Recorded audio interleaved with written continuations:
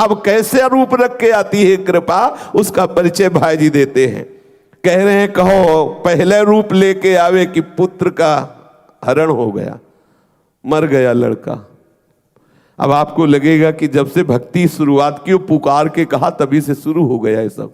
अब आइए कृपा। अच्छा, एक बार कृपा आ गई तो अब आप चाहे जितना चिल्को रो हल्ला मचाओ कि नहीं चाहिए कृपा, अब नहीं चाहिए श्री कृष्ण, तो मानने वाली नहीं, वो समर्थ है, अब भेज दी गई वहां से।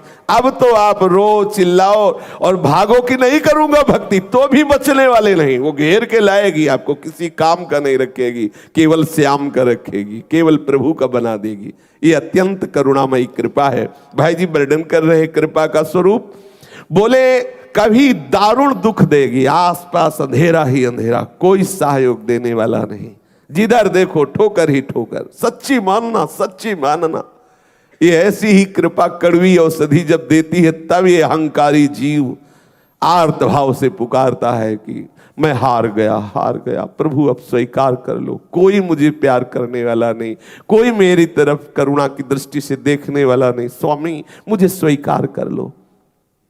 कभी वो करुणा कृपा प्रभु की दारुण दुख रूप धारण करती है और घेर लेती है, और कभी घोर आयश अपमान ये रूप धारण करती है।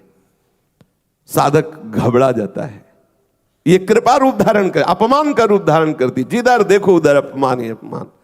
जीवन में बहुत ये देखने को मिला है, प्रतिपल पग पग में ठोकर, पग पग में अपमान।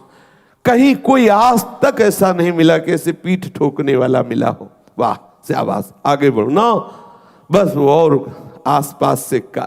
और उस समय लगता कि कोई तो ऐसा कहे कि ठीक है, कोई तो ऐसा कहे कि चलो बहुत सौभाग्य है।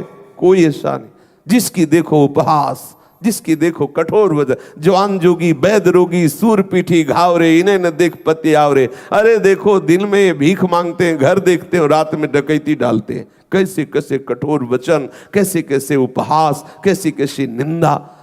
तब हृदय में लगता कि भगवान के मार्ग में चलने पर ऐसा भी होता है, तो ऐसा ही होता है, क्योंकि ऐसा ही होले पर अरे अभिमानी जीव, जो नाना प्रकार के तू भोगों में फंसा हुआ, तभी तुझे असली वैराग्य मिलेगा। मेरे स्वामी चतुर डॉक्टर हैं, औषधि बढ़िया देते हैं, और ये ऐसे दयावान डॉक्टर हैं कि तू चाहे जितना चिल्लाए रोए, वापस भी लौटना चाहे तो नहीं लौट सकता।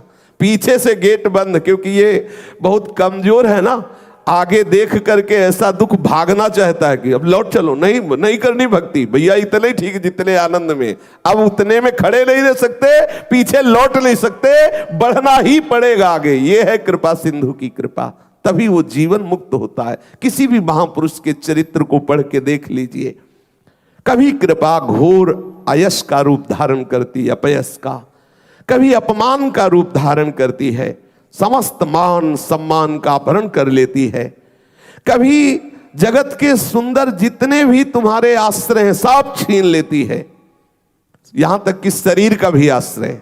शरीर बल से कुछ करना चाहोगे, लो असाध्य रोग, अब केवल हरिशरणम रास्ता बचा, उसको दीन कर देती है, सब जगह से हटा के एकमात्र दीनानाथ का आश्रय। ये कृपा से ही होता है, दूसरा कोई उपाय नहीं। इसीलिए कहते साधन तो अहंकार नष्ट करने के लिए, भगवत प्राप्ति तो कृपा से होती। यह है कृपा का परिचय। कभी कभी पथ भ्रांत कर देती है, जैसे ये क्यों करती है पथ भ्रांत, ये तो भगवत कृपा है। बोले इसलिए पथ भ्रांत करती कि आपको बहुत है ना कि मैं बहुत ज्ञानी हूं। अब जब उतरे मार्ग से अलग खड़े हो तब फिर पुकारो, हे हरि चूक हो गई, चलो फिर चलो। किसी भी तरह का अहंकार नहीं, किसी को भी, चाहे वो भगवान शिव हो, चाहे वो देवर्षि नारद हो, चाहे भगवान ब्रह्मा हो, महान से महान कोई भी हो, सबको एक बार इस कृपा ने इस स्थिति में पहुंचा दिया है कि बोले कि हे हरि बस आप ही मेरे आश्रयदाता हो। ऐसी एक करुणामयी कृपा, कहीं आपको साधन का भी अहम न हो जाए, आपको पूर्ण पथ का ज्ञान है इसका भी अहम न हो जाए। इसलिए हरि कभी कभी हरि कृपा तुम्हें पथ भ्रांत कर देती है, वो पथ भ्रांत का रूप धारण करती है। कभी कभी इतना कठिन कठोर रूप धारण करती है, ऐसे विषम आचरण वालों को मिला देती कि हृदय कांप जाता है। सच्ची मानिए, बहुत विचित्र भगवान की कृपा है। अच्छा, आप बख्शने वाली नहीं, अगर आप सुन के सोचे कि वापस लौट जाए तो बक्सले वाली नहीं। कभी कभी ऐसे भी है, इतना पिटता है हृदय कि ऊब जाता है, यार मतलब गजब है तुम्हारी बात, चलो छोड़ो तो, अब छोड़ो तो जाओ कहां, आसपास से घिरे हो, आगे ही बढ़ना है, वहां खड़े भी नहीं हो सकते, इतनी आग लग रही, आगे बढ़ आगे।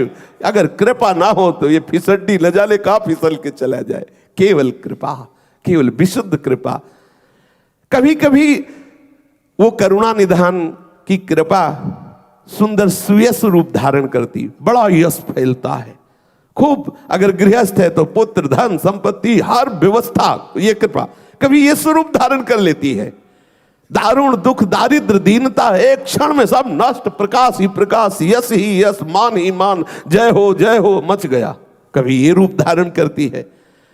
पल पल में ये दिशा का पूर्ण रूप से निर्देशन करते हुए जहाज अब ऐसा लगा कि बहुत टूट गया, तो फिर ये भी कृपा करती है।